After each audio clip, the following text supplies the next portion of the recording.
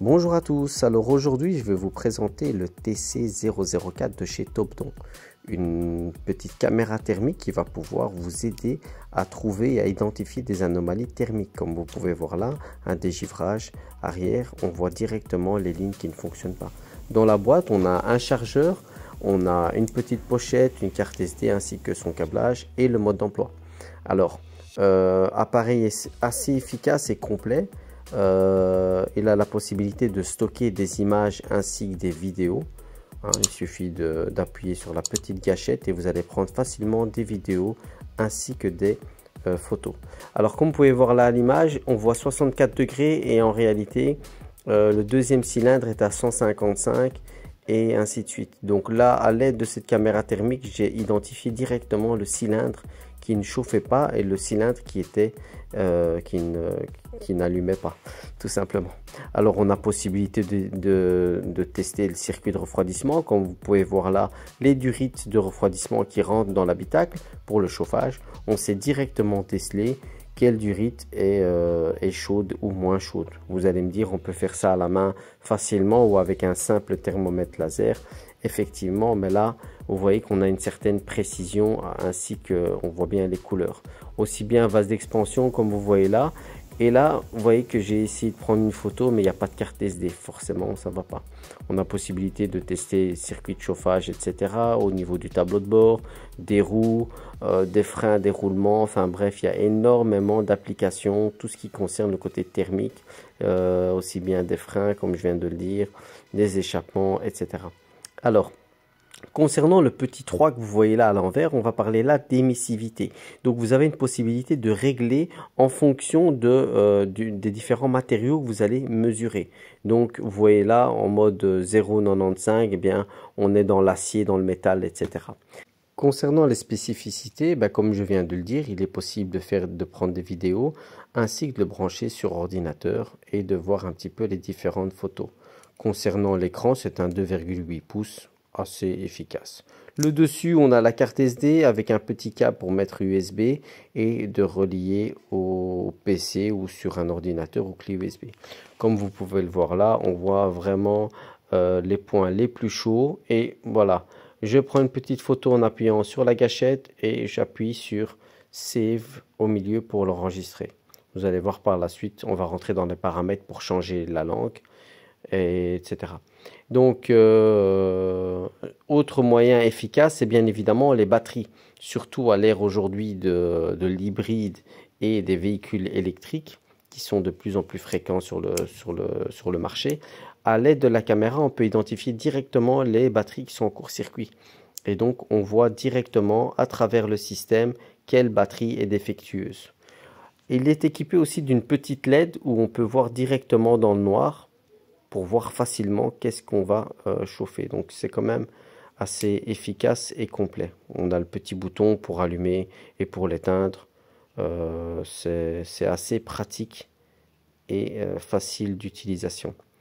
On va voir maintenant les paramètres pour voir un petit peu qu'est-ce qu'il en est et l'ensemble des réglages. Alors on voit qu'il y a pas mal de choses. Je vais le mettre déjà dans un premier temps en français. On a pas mal de langues. Je pense qu'on a plus ou moins 13 langues, donc voilà, on va le mettre en français pour être sûr des différents paramètres qu'on va regarder, quoi. Alors, au niveau des mesures, il est possible de prendre en réglage, comme je vous ai dit, le niveau d'émissivité, ainsi que les températures que vous allez prendre, la distance aussi pour être le plus précis possible. Ça, c'est vraiment pour la précision des mesures. On a là de moins 20 à 150 ou de 100 à 350. Alors forcément, il faut prendre l'appareil au-dessus qui est le TC 005, pardon, qui va jusqu'à 500 degrés. On a une possibilité de mettre une alarme qui puisse sonner si ça atteint un certain niveau, aussi bien inférieur que supérieur. Pour les photos, la même chose. L'unité de température, là, on a en Celsius, Fahrenheit, etc. Donc, pour les dates, on peut faire en sorte de l'afficher directement lorsqu'on va prendre une photo. On va pouvoir voir directement l'heure, date exactement à laquelle on a pris la photo. Voilà. Donc là, vous voyez qu'on a possibilité d'afficher ou pas la luminosité. Ça, c'est bien sûr, ça c'est pour votre confort visuel. Mais il faut savoir qu'il est équipé d'une batterie de 5000 mAh et d'une autonomie de 12 heures. Donc c'est un appareil qui va quand même tenir assez longtemps. Pour ma part, je l'ai utilisé maintenant depuis quelques semaines, il n'est toujours pas chargé et il est toujours assez efficace. Mode USB, ben, vous avez la possibilité d'y mettre une clé USB ou alors de le relier à un ordinateur pour pouvoir l'activer sur un logiciel qui va vous permettre d'analyser chaque petit point de chaleur ou de point froid sur la photo que vous avez pu voir, comme là sur l'objectif. Vous pouvez télécharger directement cette application sur le site de Topdon.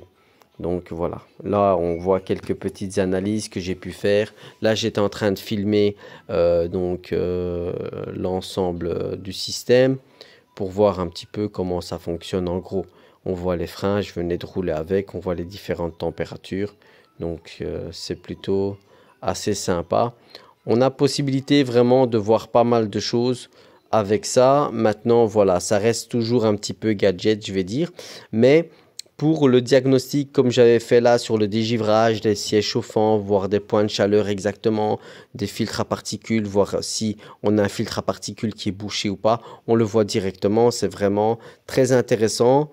Voilà, sinon pour le reste, comme vous le savez, ça reste un petit peu du gadget. Là, on voit les résistances du dégivrage, donc c'est quand même intéressant, c'est pas mal. On a un coup d'œil, on gagne du temps, on voit directement si ça fonctionne, aussi bien pour les rétroviseurs, pare-brise chauffant, etc. Donc voilà. Alors, pour aller rechercher les différentes vidéos qu'on a pu faire ou photos, il suffit de rentrer dans le système simplement en haut à gauche, là où on voit le petit play, et on va pouvoir aller rechercher les différentes photos et vidéos qu'on a pu prendre depuis le début. Voilà. Donc, il y a 16 Go, donc on a de quoi faire. En espérant que cette vidéo vous a aidé et je vous dis à très bientôt.